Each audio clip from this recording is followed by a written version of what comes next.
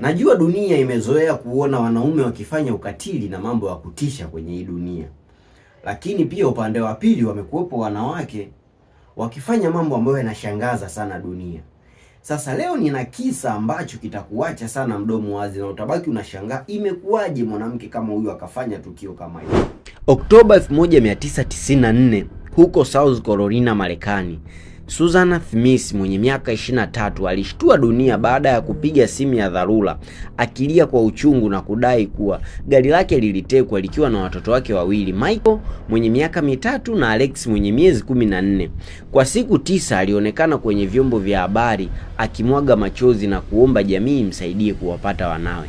Baada ya uchunguzi wa polisi, ilibainika kuwa Susan alikuwa kwenye mahusiano na mwanaume tajiri sana aliyemwandikia barua akimweleza kuwa anampenda sana lakini hayupo tayari kulea watoto wa mwanaume mwingine.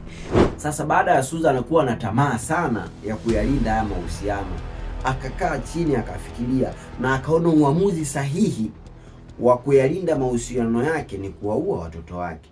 Basi siku moja akawachukua watoto wake, akaendesha gari paka kando ya ziwa na akaiweka gari kwenye gia, akaiacha iteremke paka kwenda kuzama mtoni, huku akiwa amewafunga watoto wake mkanda wa kwenye gari, na hatimaye gari ikaingia ikazama mtoni. Baada ya kubanwa sana na ushahidi wa polisi, Susan alikiri mwenyewe kutekeleza unyama huo, na mwaka 1995 alihukumiwa kifungo cha maisha jela, huku akiacha kisa kinachobaki kuwa miongoni mwa matukio ya kutisha zaidi ya usaliti wa wazazi kwa watoto wao. Hii ni story ya kuhuzunisha sana ambayo nimeona nikuletee wewe leo mtazamaji wangu.